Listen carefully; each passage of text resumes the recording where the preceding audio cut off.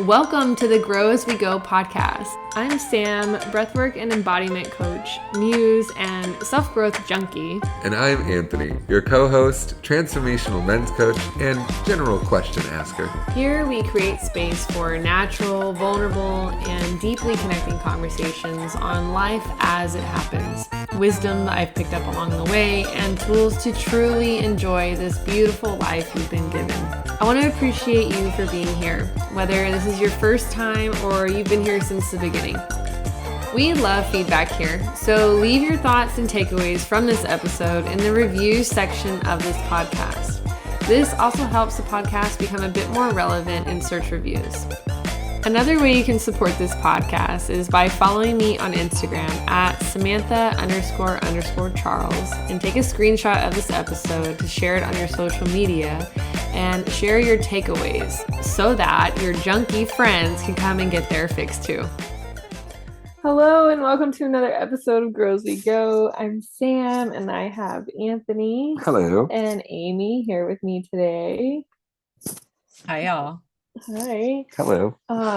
Amy, this is going to be our first kind of different style interview of 2024, and I'm really excited about what the future holds for the podcast and the possibilities and what cool humans we get to interact with and have conversations with. Yeah. So super stoked about that. Appreciate you reaching out to me and to be on the podcast and share your stories, share your wisdoms. I know you're into nervous system regulation, which is right up my alley. And if you want to just share a little bit about who you are in the world and what are you creating? Yeah. I got stuck in this human form. I love that. Oh, but seriously. All jokes aside, we're still here. Yeah. Oh, yeah. I mean, what brought me into the nervous system was a lifetime of confusion and being misunderstood. Wow, and nice. Yeah. And just knowing, I knew that, wait, I feel something in here. And I keep explaining it to you adults, and you keep telling me it's something different than I know it is. And it's really hard to be a kid when your parents are telling you that it's something different than it is. Amen to that. Yeah. And you don't have a lot of big language and big words yet. And Right. So you're just my stomach hurts, or I feel really tight, or I'm uncomfortable. And as a child of the 70s, I wasn't a kid that was in therapy by the time that I was seeing the school counselor, but I wasn't in proper therapy. Now I meet kids and they're in therapy by the time they're 8. I actually have a lot of kids in my practice now that I teach nervous system regulation to. That's amazing. Yeah. So it's just I'm one of those people that lives kind of in the big picture. It's I knew I was a soul and a body, not just a body and a human. Yeah. So I was running around feeling misunderstood most of my life. And wow. Imagine you're not alone in that. Yeah. It's you're just this kid and you're am I their teacher? Are they supposed to are they my parents or am I their parents? I'm not really sure. Yeah.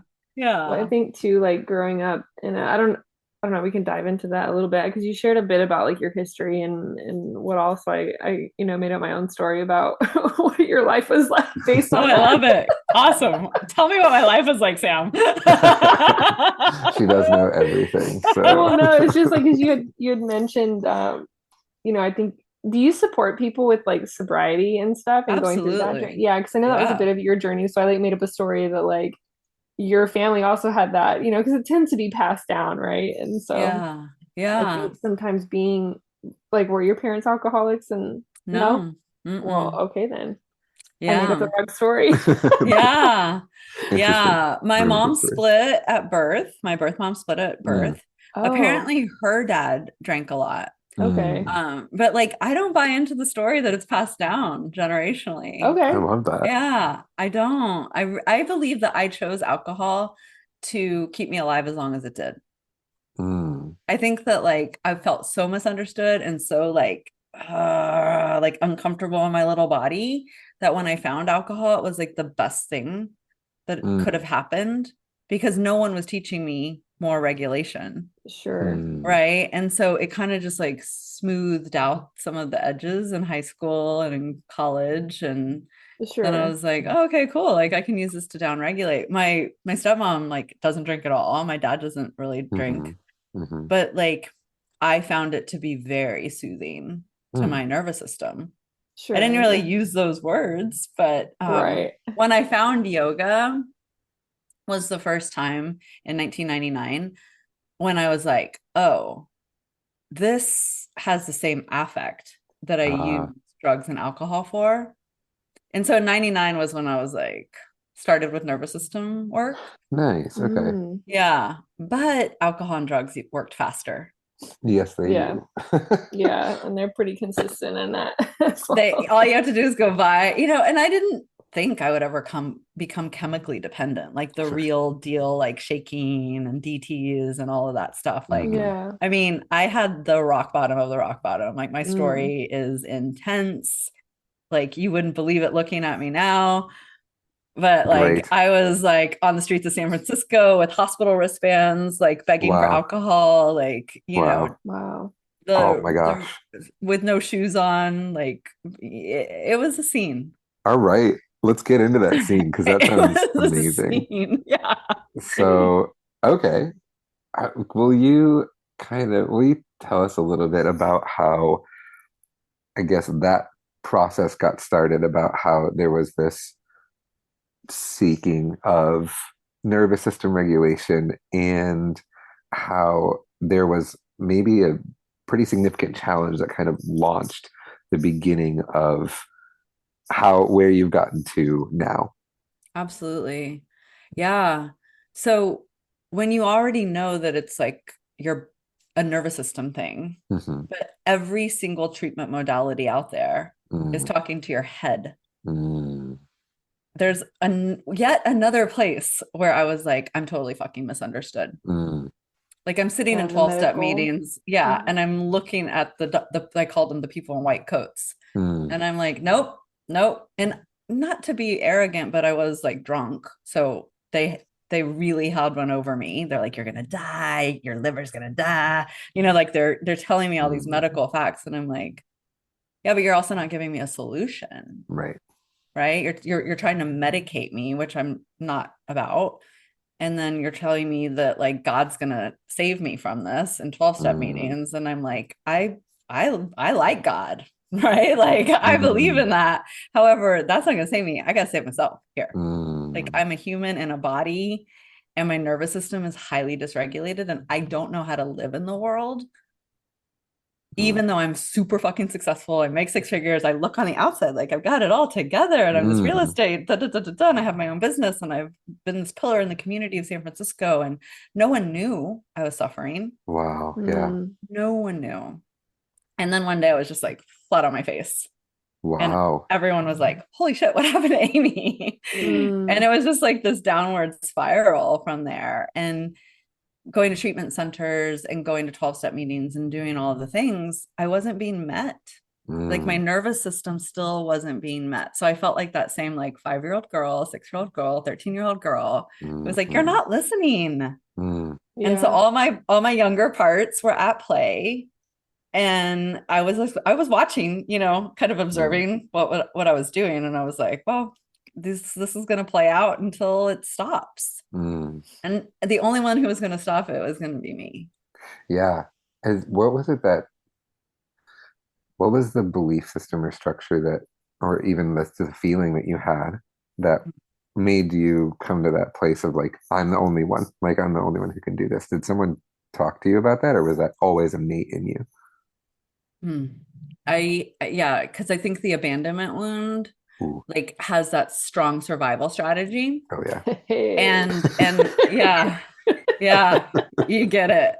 Yeah. And so then that strong independent woman was Mm, kind of like, fuck everyone else. I've got this. I did have a teacher. I've had a teacher for 16 years and he's a spiritual teacher. mm, And so he called it when we first started working together. mm, And I was like, alcohol? He was like, oh yeah, it's gonna take you down. And I was like, And then we were watching it happen, but I was still unwilling to give it up. So no one told me, but like, I also knew that like their solutions.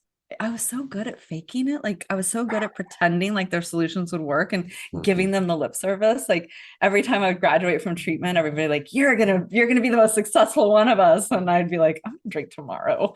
Wow. Like, Amazing. yeah. But I was such a great manipulator because Yeah. I'd used words and I'd used that masking for so long. And so finally at the end, I mean, I tried to kill myself for a solid 2 years. I tried to take the perfect amount of Xanax and wine and just like die in my tub like the rock stars do. Like, I'm like, I can do this. I can work this out. And I mean, it's not funny, but I was actually found it funny when the firemen would kick down my door and come save me.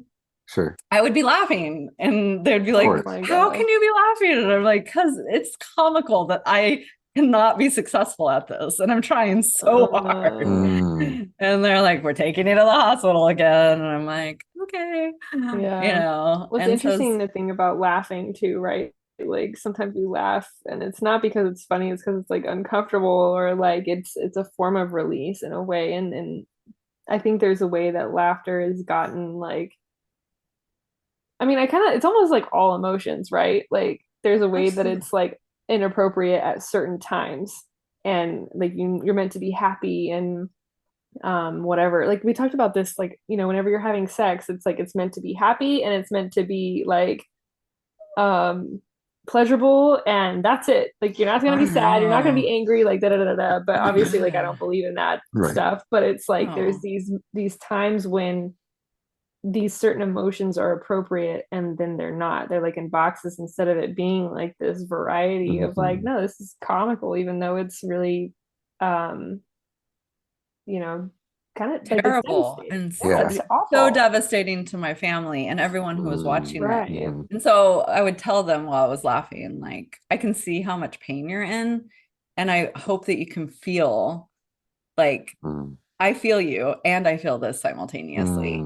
Like I feel it at the same time. Like my soul was there, you know, like no matter how blacked out I was and how many times I blew a 0.4 and was legally, you know, supposed to be dead, da da da. Wow. It's just like, I'm in here and I'm obviously not going anywhere. And I'm being given this opportunity to learn from this. And finally I was like, I'm done. I went to the the last treatment center I went into. I had all my notebooks with all my Regrooven methodology stuff like written out and planned out. And I dumped it on the psychiatrist's desk and I was speaking in Spanish. He was like, for added fun. You were so drunk. Like you blew higher than any man. Like you were like and he was like, and you were so direct. And you were like, let me do it my way.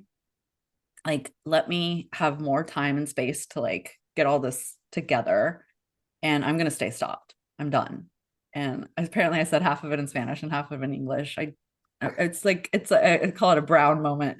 I'm like, I don't remember all the details, but the psychiatrist was like, oh no, that was real. And then I was just done. And 3 months later, I started the business. Wow. Yeah. What happened in that 3 months that you thought, okay, I've got something here? It was like, well, it's two things. It was one, like, I'm not dying. And so this thing came where I was like, I'm going to live like I've never lived before. Ooh. Oh. And there was that, the big emotion of anger and frustration at the systems. For sure. And I was like, I can use all of that big emotion instead of hurting myself to be of service. Yeah.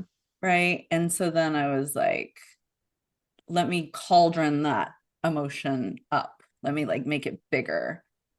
And so, and then I know I was living in sober living when I started the business. Wow. I was like, you know, I was like bound and determined to keep myself as safe as possible. Like I did have logic to it too. I was like, I don't want to like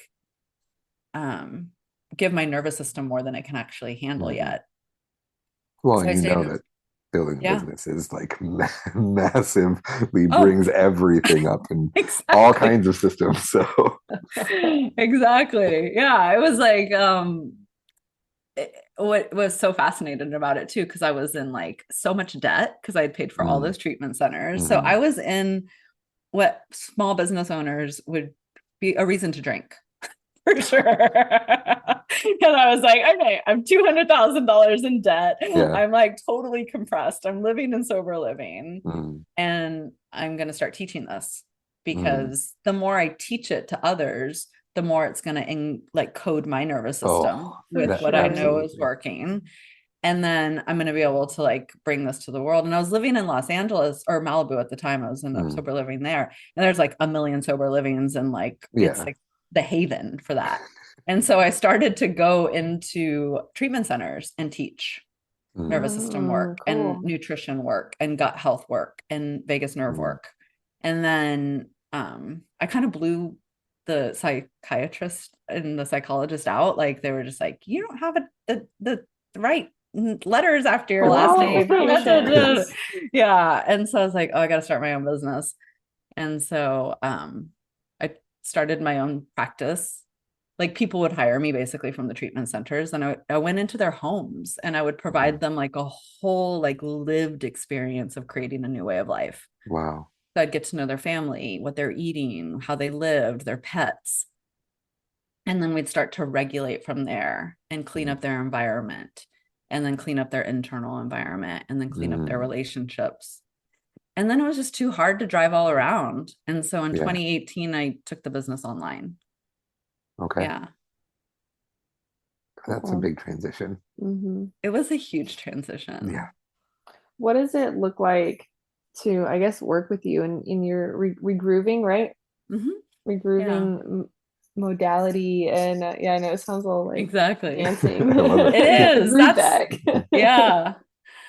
Well, I came from like the music world Oh, Mm. nice. too. Yeah, like my deepest fear was like, how am I gonna play in green rooms without Mm. alcohol and drugs? Oh, Right? wow. Yeah. Good point. Yeah. And I felt so much shame at first. And Mm, so regrooving was interesting because at the same time as I started to come out and tell my story, mm. then I started to see how many of my musician friends and my Oh party yeah. friends were really suffering. Yeah. I Yeah. it wasn't as clear when I was blurry, but when I was clear, I was like, oh shit, like this is a Mm. thing. And Yeah. so I called it regrooving on purpose to make it fun. Yeah. Oh, Yeah, yeah. to make it just, and it has like the apostrophe at the end. It's not regrooving, it's We're regrooving. grooving. What a Yeah. vibe. We got it grooving. Yeah. You asked, what is it like? It's creating a new way of life. Mm, So being in a container with me from anything from like my school to lead with love, it's like there's no stone unturned. mm. There's nothing we leave out because it all affects your animal body. Yeah. Right, like Mm-hmm. leaving the key in at the house, right, like the ripple effect Oh, that yeah. creates. Hmm. It's like we can't leave that out. Like Right. what happened before that caused the key to get left there, right? There was something going Yes. on, you had something on your mind, something happened, it affected your children, it affected your parents, it affected Sam, like Hmm. it's just Yeah. like we can't leave anything out. And Right. so what I teach people to do is I'm a guide, a teacher more than anything. Like I'm just like, I hear you there. you have all the answers. Like they're all in Right. there. Mm-hmm. And how do we start like decoding what isn't true Mm, so that you can remember the codes that are true? mm, Because they're in you. mm, And then we just little by little, bit by bit, I like to focus on one area first, mm. because then we want dopamine hits. Like Yeah.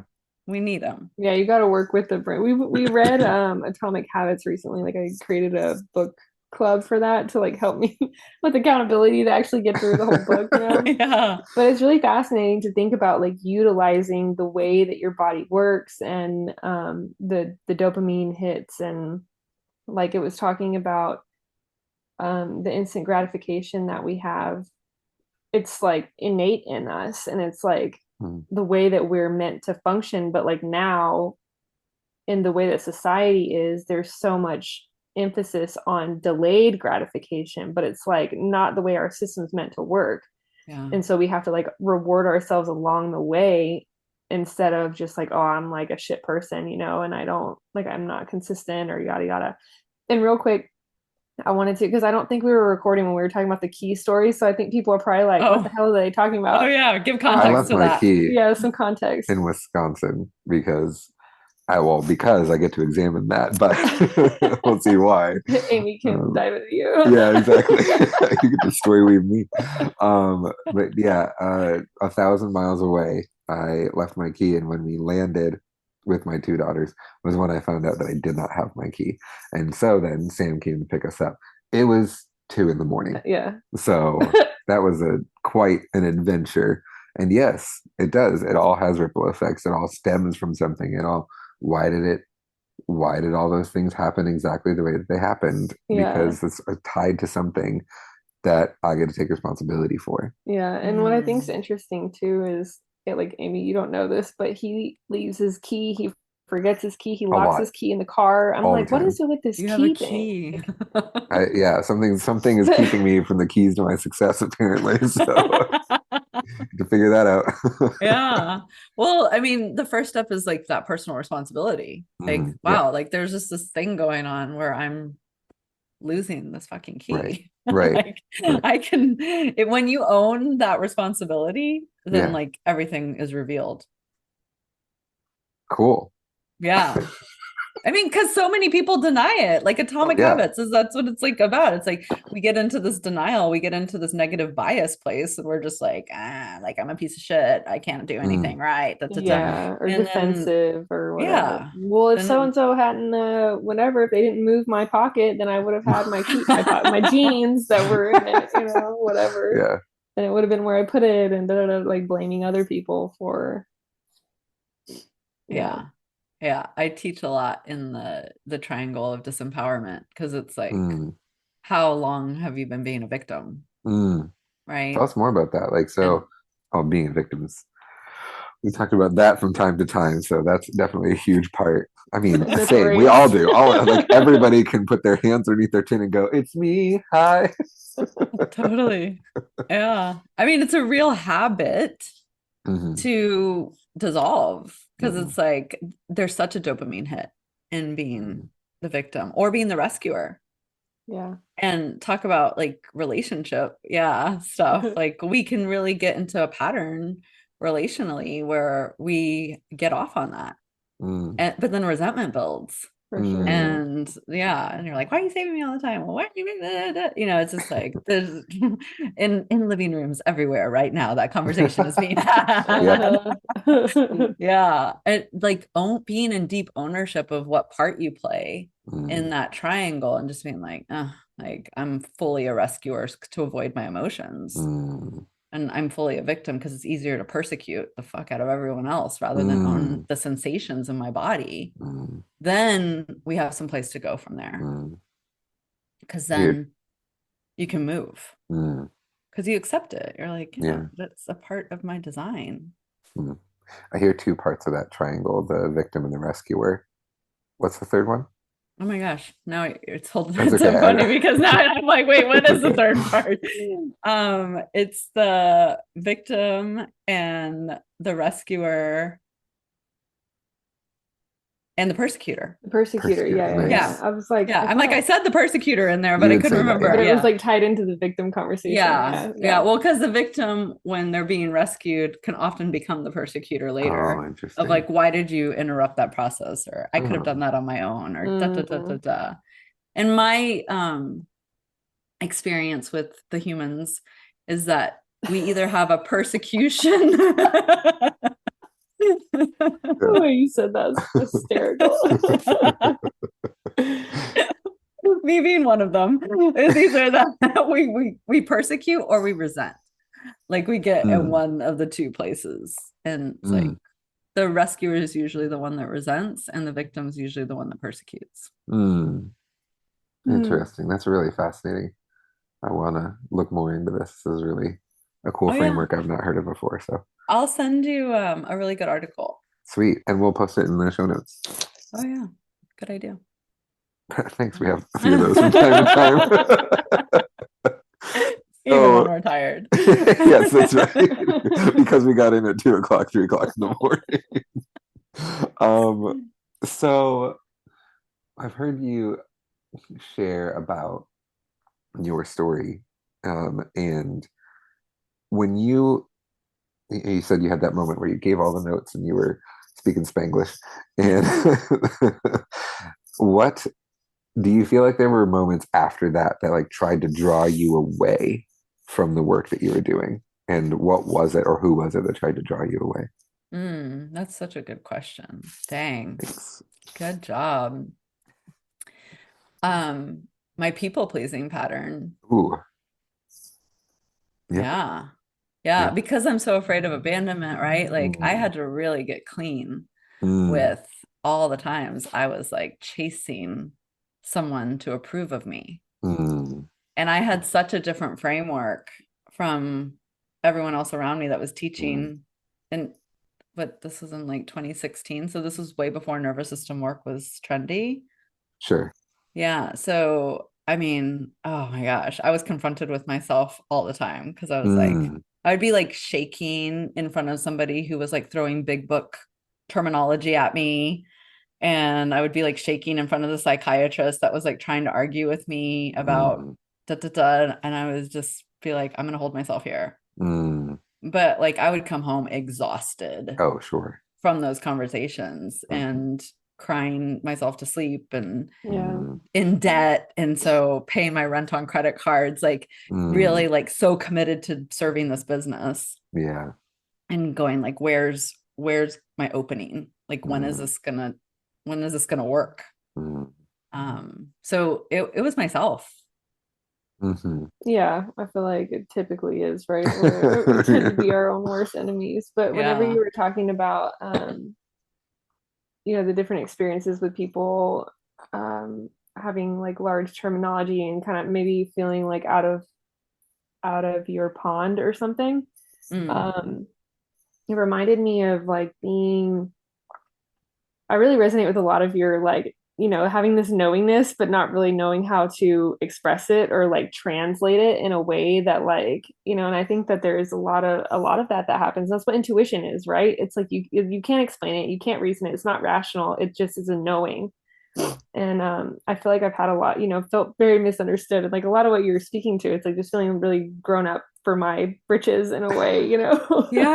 Yes. And I remember going to, I had my first son and being very adamant about like the way that I wanted to take care of their health. And like I had home births and wanted, to breastfeed and like not vaccinate them and do all these things that are like totally against the grain and like in some places illegal.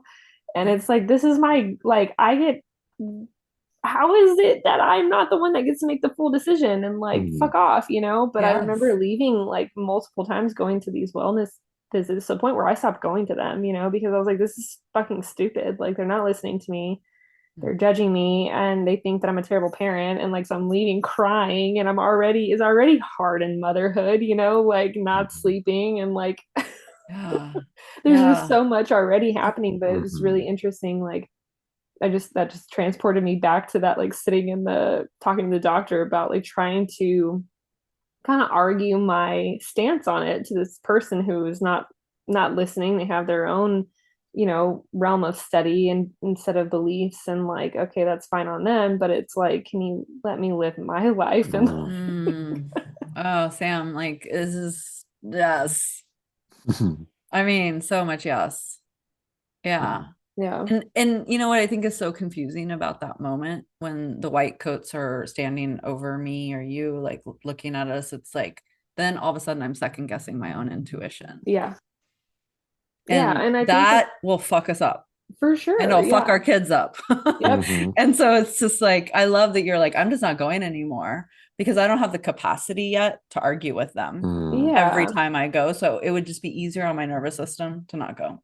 Yeah. Mm. And I think, I mean, I have my own set of beliefs around the medical system and the way it is now. And like, I kind of feel like those wellness visits are conditioning, and so I'm like, I'm not gonna fucking do any of this. Like, Mm. I don't need to go to a doctor to have you tell me my baby's growing normally or whatever the heck, like sure every now and then, or if I think something's off, but it's really curious the way that the system is set up and has us like giving away our power essentially like to medical professionals, quote unquote, and like sure they're medical professionals, but it's like they don't know everything, like sure they went to school and they learned a lot about the human body, and like there's a lot of knowledge there, and there's a lot of knowledge in this world that they have not been exposed Yeah. to, and that directly like combats or conflicts with contradicts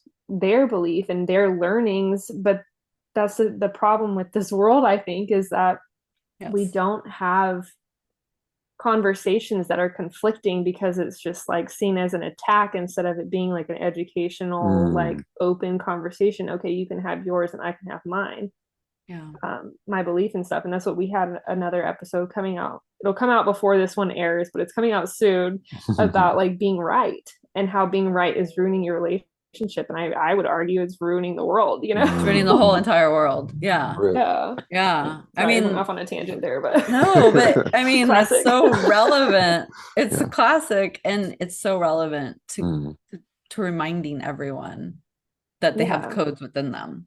Exactly. Right. And that doctor in the white coat is just another human being. Exactly. And I work with so many doctors and I teach them all these trauma trained modalities because I am highly educated in all this shit. But I lead with my experience and my lived embodied practice of this work. Yeah. Right. Like I don't lead with, I have all these certifications, knowledge, right? And I do, but like it doesn't fucking matter if I can't hold space and if I'm not practicing what I teach. That's exactly right. Like I've worked with so many coaches and it's bullshit what they're doing. They're out of integrity. They're not practicing what they teach, and they have 200,000+ followers, and they're fucking people's lives up because they are in it for the wrong reasons now. And they're not doing like, oh my God, I could go on and on about that. But it's the same thing. It's these systems for sure that are just coded on us. And if we could just like, if we all had the capacity to sit in conflict together and then use our voice and bring it through our throat, and like maybe we'll shake a little bit, but that's just growing our capacity. Yeah. And actually talk it through, especially in our internal relationships, like with ourselves and then with our partners and then with our families, like that shit. And that's why I say healthy, conscious relationships will change the world. And it starts with you. It starts with you. Like that's my whole thing with Regroovin'. I'm like, learn this and ripple it out to the world. Like be it every fucking moment. And when you mess it up, just repair it, because it's so easy. It's just so easy to be like, I just totally fucked it up. Like, like in my partnerships, I'm just like, yes, everything that you watch me say online is true. And when you're laying on top of me and you're penetrating me and I'm crying my eyes out because there's so much grief coming out, like, hold me here. Because I am a human being. Like, I'm not gonna get this shit perfect. Like, I get triggered. It does. Absolutely. We're all just humans, and it's all about repair. Hold that sacredness of you're feeling whatever it is that you're feeling in that moment. You're feeling, and we're not gonna make you not feel that. And there's a lot of healing in that modality too. I mean, you have a sexual healing episode that is coming up, I think, or you already did it. I'm like losing track right now. I know, right? So we recorded like a month and a half worth of episodes to like kind of just get I like having that, like the cushion, so then I'm not thinking about it every week. And then also because it was like the holidays coming up, and I'm like, it's just nice to like have it off your plate in a way, but I'm excited about them because a lot of them are like really banger episodes, we're like talking about ditching shame and like that, supporting your sex life, and we talked a lot about emotions, and so And along those lines, to an extent, I'm curious if there's like, was there something that had come together for you and you had realized like, oh wow, I'm leaving a totally different life behind and entering into like a new phase or new way of being. Yeah. Yeah. There's so much grief that comes up with that. Ooh, yeah, for sure. Talk about that. Yeah. Yeah. Oh, I just feel it. Yeah. Mm, I mean, I really left a lifestyle behind. yeah, It's when I go back to San Francisco, oh, it's like it's so sensational yeah. to say no as much as I do, Hmm. right? To like really fun, extravagant, amazing, pleasurable times, Yeah. meeting wonderful rock star people that I'm like, oh my God, but I'm just like, I will be overriding my nervous system if I do that. And like, Mm. I just don't operate like that anymore, you know? You said a really powerful word. You said saying no. Is that is that one of the superpowers that you developed? Oh my God. Yeah. I've got the superpower of, I don't even, it's just like energetically, people can Mm, feel it on me now. I'm just hmm. like, I just don't participate in that. Mm, Right. And I will be a stand for what I do participate in. sure. Right. But like a lot of my friends that I was really hanging with are still blowing lines on the weekends. And Hmm. like, Hmm. like I'm just like, it's not sexy when you're 50. Sure, sure, sure. Like other things, and it's not judgment though, because Right, Right. judgment would be a protective coping mechanism to not have intimacy with them. right, And I really recognize that. And so like talk about having to grow my capacity, because I was like, right, can I be at these parties? Can I go to right. Jazz Fest every year? Mm, Can I get back into a groove that feels good to me hmm. in my spaces and just Right. know when it's time for me to go Mm, without disrespecting them or making them wrong or judging them? Because right, I love those people. right, Yeah. We just don't have that much in common anymore. right. Not the same Yeah. values. Yeah. I think that's a Yeah. really powerful, you know, uh, topic of conversation, and also like emotional intelligence, like creating space in your inner world to be able to, like you said, like still have experiences with people who maybe you don't really align with anymore, but like you can still be around. And I know that Right. there's a lot of people who, when you leave from one world to another, in a sense, like I Hmm. think about, like, just in my own growth journey, like there are people that I relationships that I don't really have anymore, Mm, or that have shifted and they're not as close, and like you said, not as much in common, and just the growth, you grow together, you grow apart kind of thing. And but there's still being a way to love, instead of putting distance and like a coldness between the two of you, and also like still loving them in their journey and not judging them because they're not doing exactly the way you're doing it. I know that's been like my mm. path, right? Yeah. Like I just want everyone to do what I like. I know what's right, okay? Can you just do what I say? Mm. I'm so Totally. wise, okay? You're gonna understand when you Yeah. do That's gonna be that. Yeah, but that it. and Yeah. it's really peaceful too to let that all go, right? And like, not my circus, not my monkeys kind of thing. Mm, Yeah. It's such a relief, and then when I do go and just like immerse myself in that with that love, like bringing that love in, like I hmm. have this magical time where I feel Mm, more Yeah. euphoric than I ever felt on ecstasy and right. whatever else I was taking when I was at these experiences before. Yeah. And then it's like I'll feel that for like 15, 20 minutes, and then I'm like, I'm done. Mm, And my friends are like, you're leaving already, aren't you? And I'm like, I did. yeah. I got all the magic that I need to get out of this experience. Mm, And like, I'm full and I'm gonna mm. Yeah. go. Where I didn't know how to be satiated before Oof. I Mm. really attuned to my nervous system at this Mm, level. Now I'm like, I know when I'm satiated and I'm clear about it. Like, doesn't mean that I won't overdo something, Sure. but I'm very familiar with satiation and like, oh, okay, I'm at the just right point. that's really powerful. That's a really cool thing. Yeah. Yeah. I'm not sure there's a lot of people who even understand that as a concept. I'm I'm having an interesting time with that concept right now, currently. Like I'm feeling in my body like, do you know how to be satiated, Anthony? Like, I'm not sure you do, Mr. Because mine is food or games. Like I Yeah. love to eat and I love to play. Those are two of my favorite things. Um, so it's interesting to hold space for that. Like, oh, have you ever known what it's like to be truly satisfied, to ever have enough? And that's really, really interesting for me to hold space for. Yeah.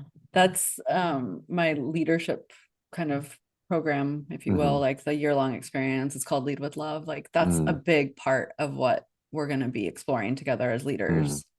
Like, can we find our just right point and stay there? And like have reverence for it and just be like, oh.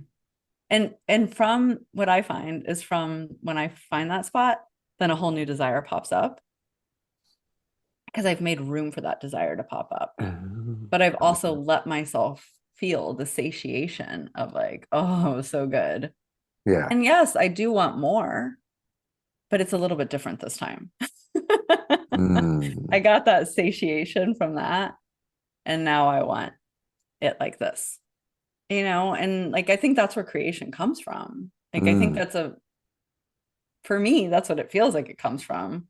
Cause I'll hit that just right point, and then I'm like, and then for like 6 months, I'll kind of coast on it and let it integrate. And then I'm like, okay, my next idea is here. Yeah. That's kind of, I feel like you talked about that in Atomic Habits also, a bit of like, having this tension between something being challenging but not too challenging, and then you find this like nice middle spot. But if it's not challenging enough or whatever, then you get bored, and like you're not satiated by it and fulfilled, and that this is a really interesting like little nugget, I think. Yeah. Well, and I think that that's what causes quote unquote, I don't like the word like alcoholic addict addiction. Sure. I think it's a pattern that we create from a lack of satiation. Absolutely. And yeah. so it's just like the brain's just with the neuroception of like danger or more, or that didn't hit the spot. And then the spot's never hit. And then it becomes this like moving target, and we never know where the bullseye is. And then we become like emotionally, financially, health-wise, like unsober. Like we become unconscious. And then we're just in the more. Yeah. And I mean, I lived that in the more place. I'd teach like 3 Bikram yoga classes. I'd do a bump in between classes. I was a teacher. Interesting. and then I'm like, let's go get a bottle of wine and let's go out and let's go do this. And it was just like, I just wanted to keep going, because then I didn't have to feel how uncomfortable I was. Yeah. Yeah, like sitting in the silence of your own discomfort, and your own pain and your own grief and your own, the uncomfortable emotions. Yeah. Yeah, it's interesting. I think about like Michael Singer's work too, the way that he talks about emotions and in our heart and the orchestra that it can play, all the different emotions, and some of them are more pleasurable to hear than others. But it's like not a problem that we have this hard, it's a problem that we can't deal with the range that it can play. And it's like, I just love that. It makes my heart feel all like cozy just thinking about that. And it's really calming in a way too, like, okay, like there are some emotions and some times that are going to be really uncomfortable, and it's like you just get to sit through it. Yeah. Or say I'm out of range and I don't have the capacity for this. True. Yeah. I mean, y'all have little people, so you get to see what range really is. Like that's what I love about little people, because I'm just like, oh my gosh, like you are just my best teacher right now.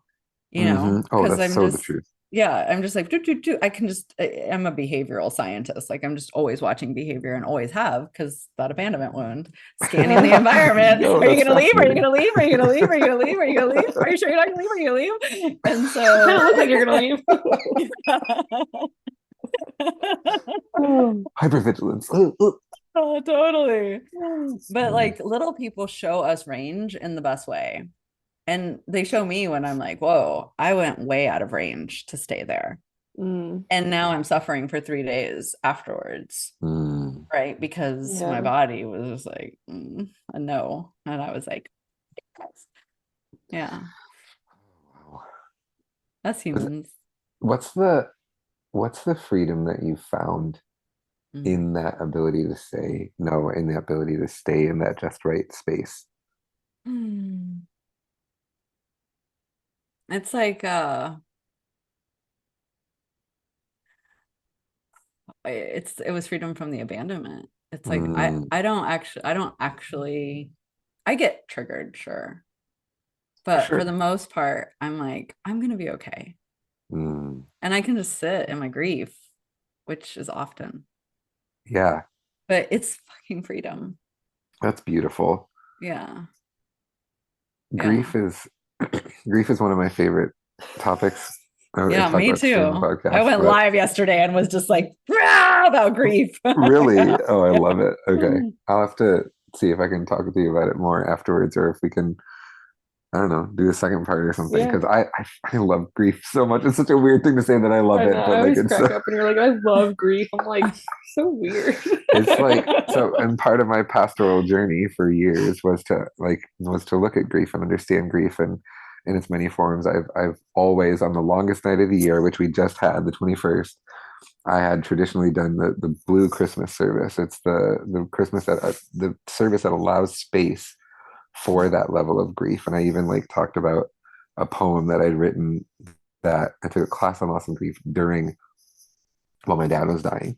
Mm. And so it was really powerful to like, that was when I truly felt like, oh my gosh, it's so powerful, necessary to feel that grief, and how we just don't do grief very well as a culture at all. No, we do it terribly. Yes. Terribly. It's embarrassing. It's embarrassing. It's really embarrassing. Embarrassing. It really is. It's embarrassing. Mm, Oh my gosh, I love that. I recently one of my girlfriends oh, this is such a beautiful story. Thank you for bringing this in.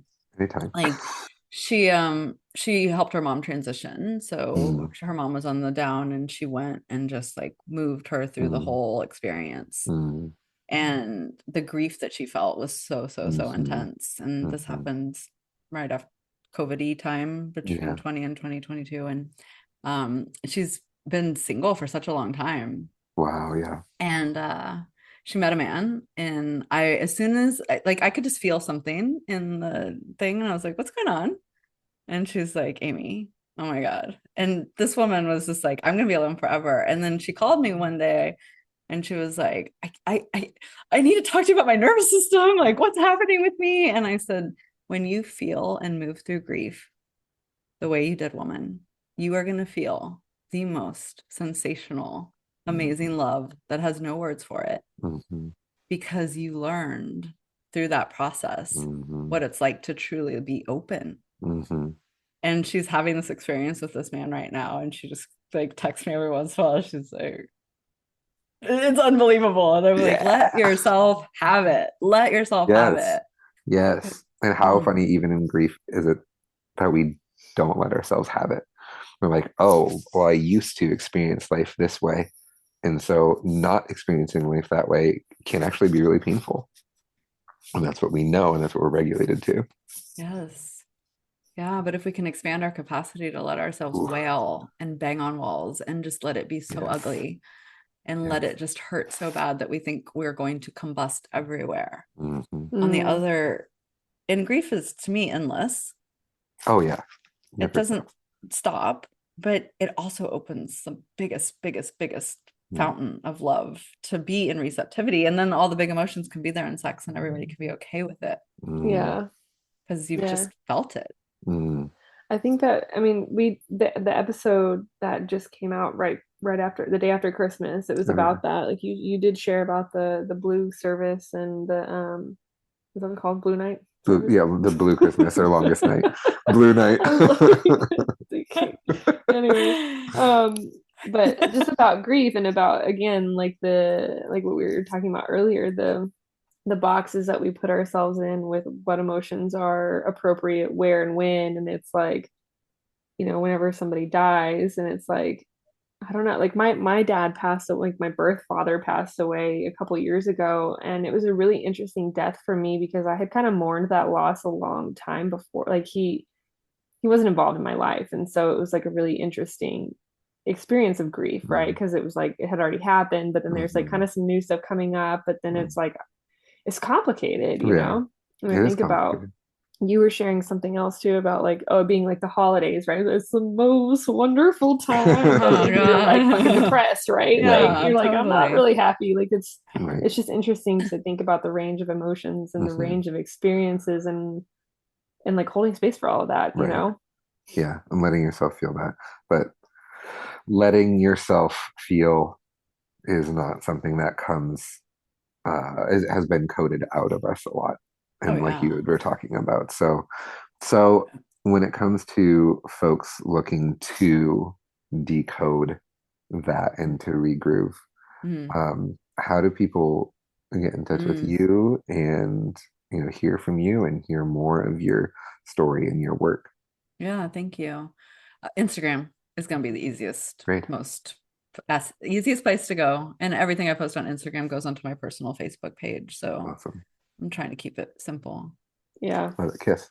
Yeah, I'm trying. I complicate. I'm a manifesting generator, 1-3, so I Gotcha. have a tendency to complicate things. I'm a 1-3. Oh, are you? It's such an interest. Uh-huh. No wonder we have that No same wonder. thing. Yeah, We're exactly. supposed to bring the knowledge through, but we've got the 3, so we have to fuck around and find out. Exactly. It's very confusing. It's a very confusing pair of numbers to Oh, be. so fun. It's really interesting. Yeah, it's so fun. Yeah, but I wouldn't have I it wasn't any asked other about your way. family. Yeah. Perfect. Yeah, for sure. Yeah. Yeah. So yeah, you're Regulate with Amy, and I'll put that in the show notes too for Mhm. people to Cool. find you and whatnot. I was curious too, like I know that you talk a lot and do like sobriety work and with regrooving. Sorry, there's no G. I'm not as cool as I look.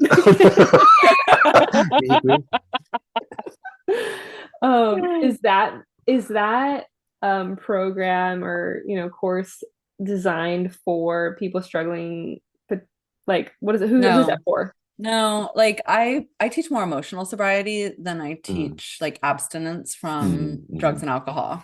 Okay, So what does that mean? yeah.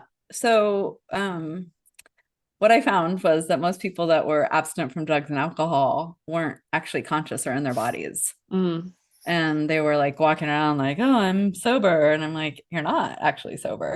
You're like totally out of your body. And so a lot of my students still smoke pot or drink or do whatever they do, and they do it well. But can we practice being emotionally conscious in everything that we do? Financially, like financially sober, emotionally sober, relationally sober, right? Which basically just means being with love moment to moment, being with the truth, like letting God, letting light run through us instead of murking it up with all of our bullshit, but it takes our nervous systems being regulated to be that brave, to live in the world with the true codes of who we are instead of the stuff that's been coded on us. And that's the regrooving. So my spaces are like, we never make anything wrong.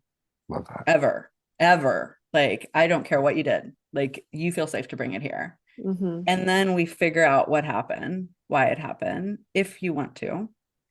And then we regroove it so that like your system won't create that same pattern again. It'll create a different pattern, but it won't create that same one again. Right. and then we just keep watching them until then you're just like living on that new groove and you're like, oh, look at that. Here I am. And then we have to stay there and find the satiation in it. And then we move on to the next area of life, of business, of scaling your business, of all the things. Sounds very cyclical. It is. It's a record. It is cyclical. That's fun. Yeah. Would you, I mean, we'll probably wrap up here in a minute, but I'm curious about like because you talked about emotional sobriety and then it being in different areas of your life, so like financial or relationally, like love and business, and can you like touch on each of those, like just what does that mean? Oh, what that means. Yeah, absolutely. Yeah. Or what it looks like.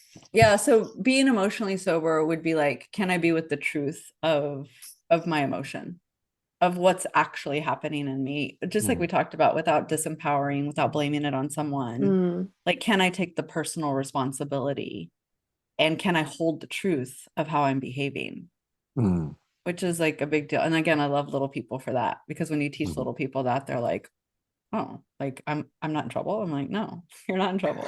Just own it. Yeah. You're being a Yeah. brat right now. Right. And like, it's okay. But like now we know why and what's going on. And you can be like, I'm gonna be a brat. Cool. Like play it out. Play it out fully too. Like I really believe in the play therapy for adults. Like we play that, like that persona that needs to come out. And I teach parts work. So I'm just like, let Love that it. rip. Like, you know, Use that like, because effectively. that's how we alchemize that part, right? That Yeah, part yeah. needs to play the whole tape through. Yeah. Yeah. The record needs to be going and going. And then it's Right. like, oh, I'm done. I alchemized Yeah. that. Yeah. And then financially, oh my gosh, I could go on and on about being financially sober, but can we really be reverent with our money? Can we really be with the truth of what we have coming in and out? Right? Can we really be in the receptivity of our offers and our teachings, being in the value, right, that we put on them, and then hold it and not be weird and like change the pricing all of a sudden, or do this or that, or and be reverent with that money.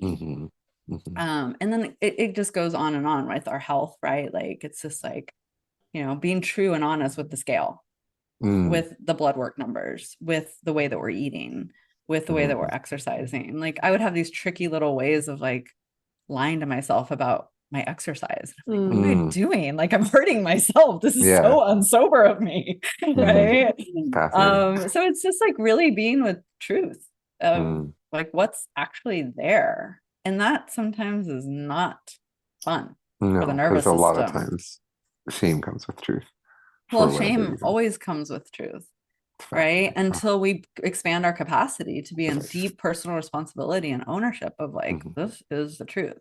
And that's where I'm so grateful for alcohol, because I did some weird things, y'all. I mean, and when I tell you, like, firemen kicked down my door, and there would be like like hundreds of bottles of alcohol and like my own feces on the floor, because I just shit on the floor and had vomit everywhere. I'm just like, being in deep ownership that like I did that in my body. There's nothing that made me like more sober than being able to say that on the internet. Nice. Yeah. And I was just like, that was me. And then having the capacity to grow and let people look me right in the eye and not shake anymore. Yeah. It's like, all right, I'm on my way. Yeah. Sounds being like with the truth. Sounds like a complete casting aside of anyone else's perceptions of you. Just saying, absolutely, this is who I am. How's that? Yeah, becoming unoffendable. Yeah, that's a part of like the leadership programs that I teach. It's just like, how do we become unoffendable? Well, we have to have a nervous system that can handle it. Yeah. Wow. We could talk a long time. We could. And if people want to talk to you more, we know where to find you. This is great. Hit me up on Instagram. Please. Yeah, for sure. I think I mean, I think this feels like a good place to package it all up. And do you have like a last thing to offer? Oh yeah, so I love to listen to people's stories, because I've always been doing it. Again, like my pastoral world, a lot of that was, what do I hear? What do I hear? What do I hear?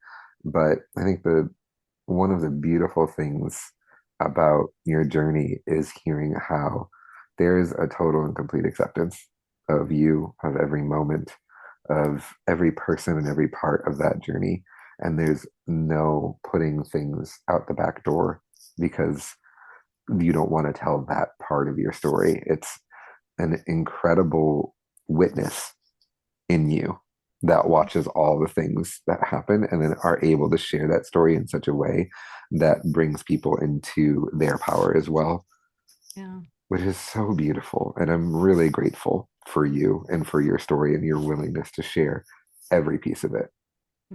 It's transformative. Yeah. Oh, I've really received that. Yeah, I love that witness word. Dang. Yes. Thank you. Yeah. Beautiful. I was thinking too, because you're a 1-3 and I'm a 1-3, and sometimes I struggle with the like, I just like let it all out there, I just tell everybody my life, and like I don't have a filter, and like, yeah, this is my life, and I don't really have a whole lot that's I keep private, Yeah. you know, and there's a lot of people that are like, oh, but I like to keep things private, or, you know, it's just an interesting thing. And I'm like, I don't even know what that word means, you know. But that's curious. Like, I love to wonder about, like, if that's a 1-3 thing, or like, what is, you know, like human behavior, like, what is it about people that they think that in anyway? I don't know. That's a little, like, side random thing. But Yeah. Next time we talk, we'll bring in like some part stuff. We love that stuff. Yeah, because, like, you know, we can marry like the human design, the parts, the attachment system, the nervous system, the drug of choice. Like, I have so much behavioral research because I love this shit. Yes. And so putting all that together and then telling the story of like what I find with all the humans, it's really fun. That sounds awesome. I can't wait for that. Sounds like a perfect little, what do they call that, like a melting pot of self-growth information. Exactly. I can pull it all together and do like, let's just play. Everybody bring their human design, their gene keys, all the things. Let's just tell our stories. We love telling stories. Love that. All right. Thank you. Well, do you have anything else that you would like to share in closing, or? No, I mean, it's so lovely to connect with your systems and to connect with both of your energy together and then separately, and the whole thing is so good. Thank you. Yeah, it's such an honor to be able to spend the time with you. I'm truly incredibly grateful. Yeah, thanks for reaching out, and this is really, really cool conversation. Yeah, I look forward to listening to it. All right. Okay. If you found parts of this podcast interesting, useful, or at the very least entertaining, I hope that you'll share your takeaways and tag me on social media, or leave a review. And we appreciate you, and we'll see you next time.